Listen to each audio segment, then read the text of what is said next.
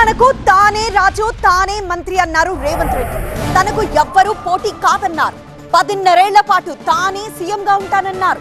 2029లో జమిలి ఎన్నికలు రాబోతున్నాయన్నారు Revanth. Phone tapping case తుది అంకానికి చేరిందన్నారు. ఇక అన్ని కేసుల్లో దర్యాప్తు ఆధారంగానే ముందుకు వెళ్తామన్నారు. కేసీఆర్ పై కక్ష సాధింపు లేదు అన్నారు రేవంత్.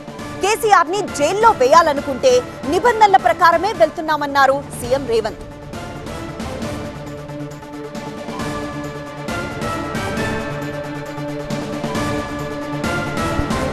చిట్ చాట్ లో ముఖ్యమంత్రి రేవంత్ రెడ్డి ఆసక్తికర వ్యాఖ్యలు చేశారు. తెలంగాణకు తానే రాజు తానే మంత్రి అన్నారు. తనకి ఎవరూ పోటీ కాదు అంటున్నారు. 10.5 ఏళ్ల పాటు తానే సీఎంగా ఉంటానన్నారు. 2029లో జమిలి ఎన్నికలు రాబోతున్నాయన్నారు రేవంత్. ఇక ఫోన్ ట్యాపింగ్ కేసు తుది అంకానికి చేరింది. అన్ని కేసుల్లో దర్యాప్తు ఆధారంగానే ముందుకు వెళ్తామన్నారు. కేసీఆర్ పై కక్ష సాధింపు లేదు అన్నారు రేవంత్. కేసీఆర్ ని జైల్లో వేయాలనుకుంటే నిబంధనల ప్రకారమే వెళ్తామన్నారు సీఎం రేవంత్.